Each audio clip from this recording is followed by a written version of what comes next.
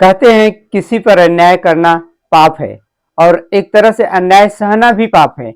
अगर कोई अन्याय कर रहा है आपके खिलाफ तो उसका विरोध कीजिए, आवाज उठाइए। चलिए समझते हैं इसे एक जीवंत उदाहरण के माध्यम से। जगदीश बसु उन दिनों कलकत्ता में विज्ञान कार्य में शोध कर रहे थे।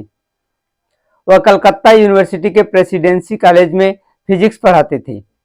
उन दिनों कुछ अंग्रेज अध्यापक भी विज्ञान पढ़ाते थे, लेकिन उनको बसु से अधिक वेतन दिया जाता था, जबकि शैक्षणिक योग्यता और समान पद पर होते हुए भी उनको अधिक वेतन मिलता था अंग्रेज लोगों को।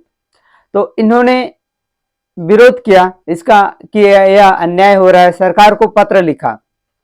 लेकिन जब सरकार ने ध्यान नहीं दिया तब इन्होंने इसका विरोध इस तरह किया, जब उनको पेमेंट मिलता था तो वह यह लौटा देते थे यह कहकर कि जब तक अंग्रेजों के बराबर मुझे पेमेंट नहीं मिलेगा तब तक मैं वेतन स्वीकार नहीं करूंगा। और जब विज्ञान का शोध कार्य जो है वह तो बिना पैसे के हो नहीं सकता, तो उसे घर में आर्थिक तंगी आ गई। उन्होंने इस मसले पर अपनी पत्नी से चर्चा किया, तो उन्होंने कहा कि आप अपना कार्य जारी रखिए।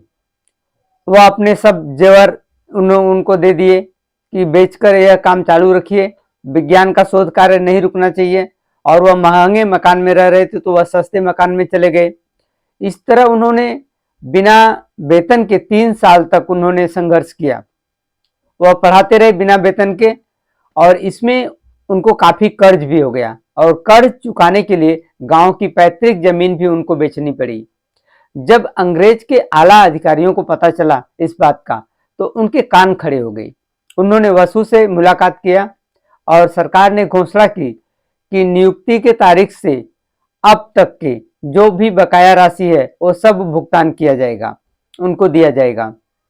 इस प्रकार बसु ने अन्याय के विरुद्ध लड़ते हुए जीत हासिल की। वह एक प्रसिद्ध वैज्ञानिक ही नहीं बल्कि देशभक्त और समाज सुधारक भी थे। तो इस तरह यदि अन्याय हो रहा है आप पर या तो उसे सहिए मत, आवाज उठाइए, उसका विरोध कीजिए, निश्चित रूप से जीत आपकी होगी।